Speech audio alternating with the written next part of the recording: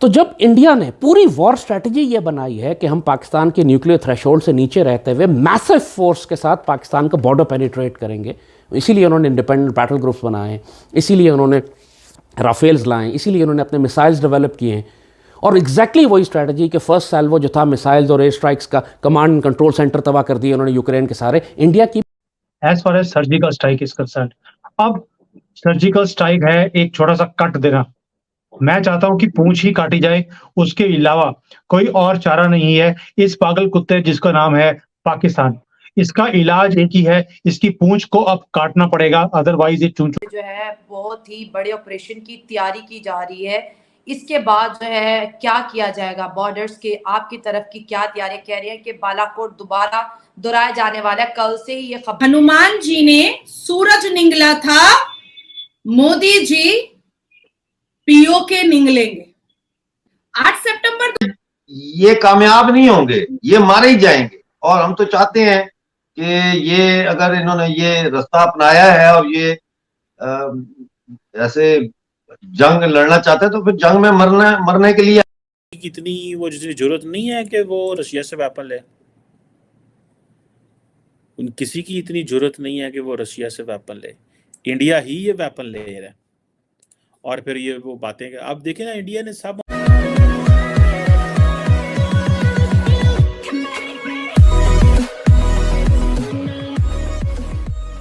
नमस्कार दोस्तों, लाल टोपी जैद हामिद भाई, उसको हमेशा ऐसा लगता रहता है कि भाई इंडिया जो है वो पाकिस्तान के खिलाफ हमेशा एक स्ट्रेटेजी बनाता रहता है। और उसी स्ट्रेटेजी को लेकर यहाँ पर बात हो रही है कि भाई आने वाले दिनों में इंडिया किस तरीके से स्ट्रेटेजी अपना रहा है कि भाई वो न्यूक्लियर वॉर वाली जो थ्रेशोल्ड है उसके ऊपर जाएगा ही नहीं, कभी भी उसके नीचे ही लड़ाई लड़ेगा। मतलब होता है ना कि एक दूसरे कंट्री पर जब आप न्यूक्लियर बॉम्ब मतलब बरसाते हो तो उसमें दिक्कत ये होती है कि एक लेवल आता है, उसके बाद ही एक कंट्री न्यूक्लियर यूज़ करने के लिए मजबूर होता है। मतलब पूरी दुनिया का यहाँ पर प्रेशर भी होता है। तो जब ऐसे सिचुएशन के अंदर इंडिया जो है वो उस लेवल के ऊपर जाएगा ही नहीं जिस तरीके से मतलब कि पाकिस्तान न्यूक्लियर यूज़ कर पाए। और उसके बाद दिक्कत ये होगी कि भाई वो निचले लेवल पर ही आप पर इतने अटैक्स करेंगे इंडियंस कि आपकी हालत बहुत ख़राब हो सकती है। मुझे नहीं पता कि भाई किसी इंडियन आर्मी के सीनियर बंदे ने इसके साथ अपनी स्ट्रेटेजी शेयर की थी या फिर क्या हुआ था, लेकिन जैद हामिद को हमेशा डर लगा रहता है और ये बात बिल्कुल इंडिया के लिए अच्छी है। इसी के साथ ये वीडियो शुरू करते हैं। डिफेंस बजट था यूक्रेन का इतना ही पाकिस्तान का है, जितना 70-71 अरब डॉलर इंडिया का डिफेंस बजट है इतना ही तकरीबन रूस का भी है। जब इतना बड़ा मुल्क हमला करता है छोटे मुल्क पे तो मुमकिन नहीं है उस कमज़ोर मुल्क के लिए कि सरहदों पर दुश्मन को रोक सके। बाउंड्रीज ब्रीच हो जाएंगी, सरहदें ब्रीच हो जाएंगी, वो अंदर आएगा ही आएगा। तो जब इंडिया ने पूरी वॉर स्ट्रेटजी ये बनाई है कि हम पाकिस्तान के न्यूक्लियर थ्रेशोल्ड से नीचे रहते हुए मैसिव फोर्स के साथ पाकिस्तान का बॉर्डर पेनिट्रेट करेंगे, इसीलिए उन्होंने इंडिपेंडेंट बैटल ग्रुप्स बनाए, इसीलिए उन्होंने राफेल्स लाए, इसीलिए उन्होंने अपने मिसाइल्स डेवलप किए हैं। और एग्जैक्टली वही स्ट्रैटेजी कि फर्स्ट सैल्वो जो था मिसाइल्स और एयर स्ट्राइक्स का कमांड एंड कंट्रोल सेंटर तबाह कर दिए उन्होंने यूक्रेन के सारे। इंडिया की भी एग्जैक्टली यही स्ट्रैटेजी है।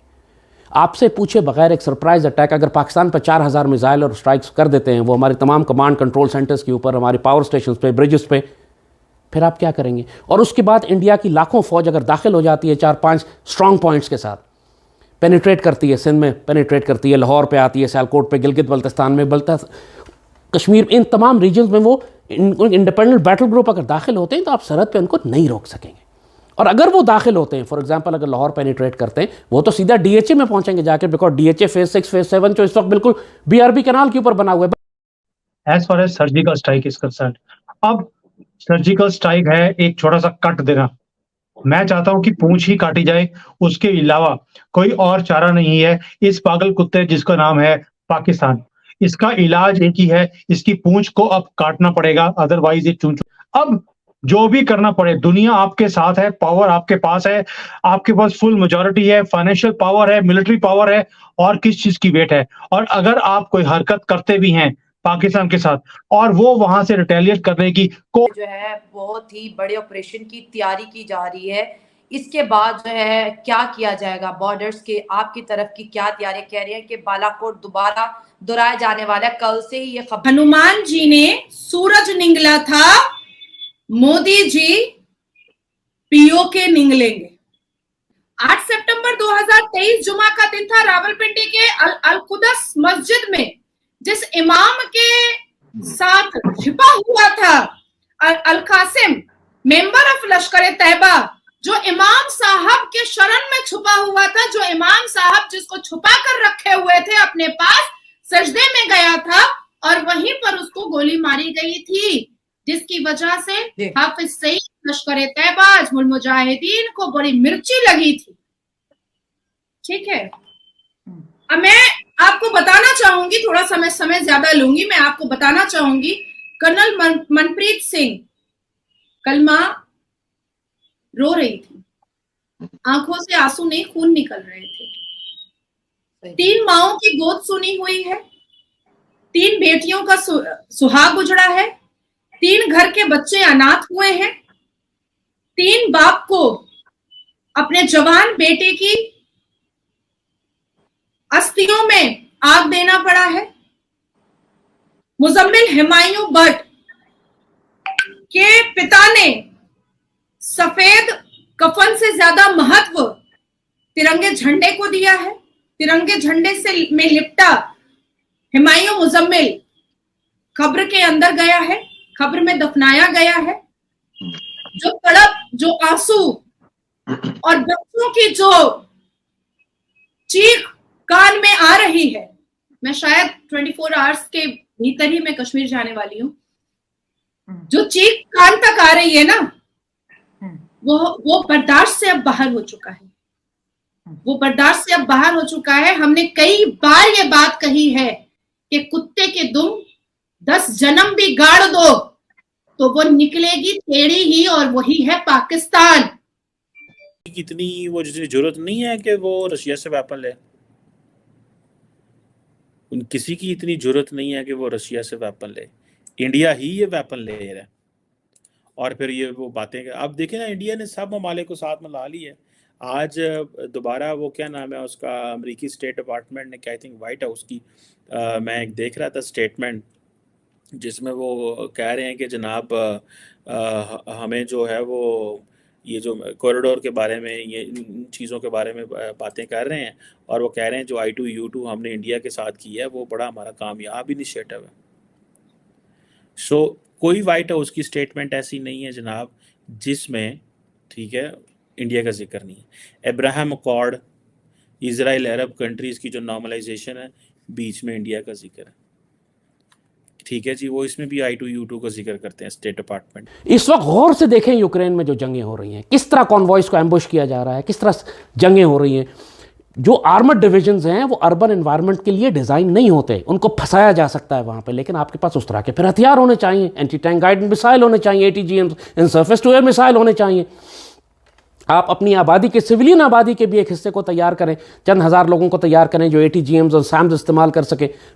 आप सारा प्रेशर आर्मी पे नहीं डाल सकते जिस तरह यूक्रेन के साथ हुआ है, क्योंकि आर्मी पहले हिट। डॉक्टर साहब के साथ, डॉक्टर साहब क्या कहेंगे आप, कश्मीर में जो तनाव बढ़ रहा है दोनों जानिब से? ये लश्कर तैयबा का एक शैडो फ्रंट है, द रेजिस्टेंस फ्रंट। ये उनके, ये कामयाब नहीं होंगे, ये मारे ही जाएंगे। और हम तो चाहते हैं कि ये, अगर इन्होंने ये रास्ता अपनाया है और ये ऐसे जंग लड़ना चाहते हैं, तो फिर जंग में मरने के लिए आए हैं ये, क्योंकि जीत तो ये सकते नहीं है। ये पाकिस्तान की जो वैल्यू है ना इस वक्त, वो सिर्फ एक वैल्यू है पाकिस्तान की, वो है न्यूसेंस वैल्यू। लेकिन पाकिस्तान ने जो है वो ये जो अब घुसपैठिए भेजे हैं, राजौरी में भेजे हैं और जम्मू में और यहाँ कश्मीर में जो भेजे हैं, इसकी बहुत भारी कीमत अदा करनी पड़ेगी पाकिस्तान। और डिप्लोमेटिकली तो वो शिकस्त फाश का वैसे ही सामना कर रहा है। आज जो UAE का नया नक्शा आया है, उसमें पाकिस्तानी ऑक्युपाइड जम्मू कश्मीर, गिलगित बल्तिस्तान और अक्साई चीन को UAE के नक्शे में भारत का हिस्सा दिखाया गया है। इससे पहले भी आप जानते हैं कि जो सऊदी अरब का नोट था, उसके अंदर भी जो नक्शा था, उसमें POJK और गिलगित बल्तिस्तान को भारत का हिस्सा बनाया गया। कहने का मकसद ये है कि अब भारत का जो ये हिस्सा पाकिस्तान के कब्जे में है, ये अब बिल्कुल इसके दिन गिने जा चुके हैं। ये बहुत जल्द जो है